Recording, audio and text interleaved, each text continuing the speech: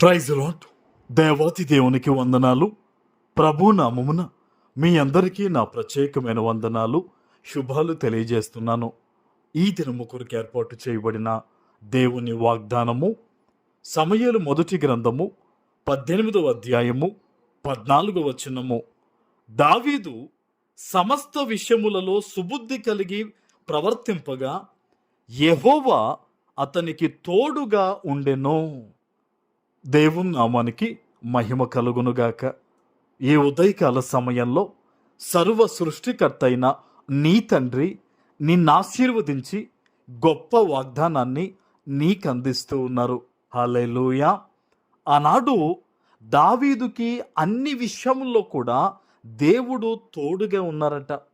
ఈరోజు అదే మాటను దేవుడు తన బిడ్డవైన నీకు కూడా వాగ్దానంగా ఇస్తూ ఉన్నారు. నువ్వు అనుకోవచ్చు, నాతో ఎవరు ఫ్రెండ్షిప్ చేయట్లేదు, నన్ను అందరూ వెలివేసినట్టుగా చూస్తూ ఉన్నారు, నేను ఏ తప్పు చేయలేదే, నేను నీతి నిజాయితీగానే బ్రతుకుతున్నానే అని ఒకవేళ మనసులో నీకుంటే గనక ఈరోజు ఈ వాగ్దానం ద్వారా నీ తండ్రి నీతో మాట్లాడుతూ ఉన్నారు. దావీదు కూడా యథార్థంగా జీవించాడండి, మంచి బుద్ధి కలిగి జీవించాడండి. బహుశా అందుకనే సౌలు కూడా కుళ్ళు కుతంత్రాలతో దావీదును తరుముతూ ఉండేవాడు.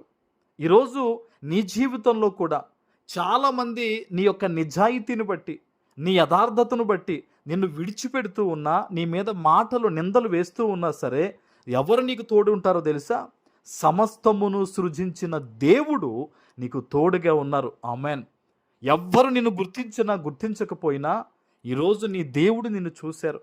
అందుకనే ఆనాడు దావీదు యొక్క మంచి బుద్ధిని బట్టి, సుబుద్ధిని బట్టి నేను అతనికి తోడుగా ఉన్నాను, ఈరోజు నిన్ను చూసి నీకు తోడుగా ఉన్నానని దేవుడు ఈ వాగ్దానం ద్వారా నీతో మాట్లాడుతూ ఉన్నారు. ఆమెన్.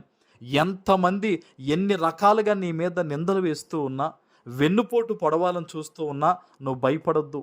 నీవు అంతకంతకు మంచి ప్రవర్తనతో, మంచి బుద్ధి కలిగి, నీకు దేవుడు అప్పగించిన పనిని నమ్మకంగా చేస్తూ ప్రార్థనాపూర్వకంగా నువ్వు ముందుకు వెళ్ళు.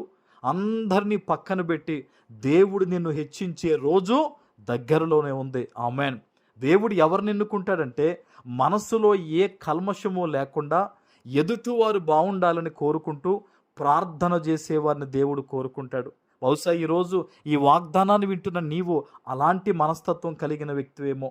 నువ్వు ఒకవేళ తృణీకరించబడుతున్నావేమో. నీకు ఒక శుభవార్త ఏంటంటే దేవుడే నీకు తోడుగా ఉన్నారు. నువ్వు భయపడొద్దు. వాళ్ళు మాట్లాడట్లేదు, వీళ్ళు మాట్లాడట్లేదు అని ఏమాత్రం కూడా అనుకోవద్దు. నీ మంచి ప్రవర్తనతో దేవుని దగ్గర నమ్మకంగా నువ్వు ముందుకు కొనసాగిపో. ఆనాడు దావీదు కూడా ఎలాంటి పరిస్థితులు వచ్చినా తన మనస్తత్వాన్ని చెడు వైపు నడిపించుకోలేదండి.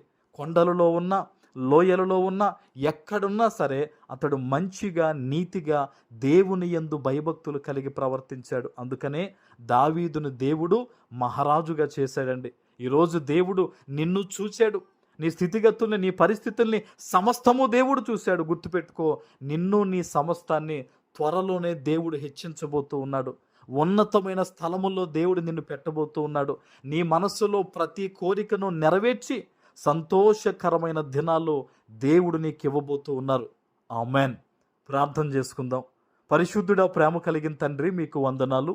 ఈ ఉదయకాల సమయంలో మీరిచ్చిన ఈ గొప్ప వాగ్దానము ప్రతి బిడ్డ జీవితంలో నెరవేర్చి స్థిరపరచమని యేసు నామమున ప్రార్థిస్తున్నాను తండ్రి. ఆమెన్.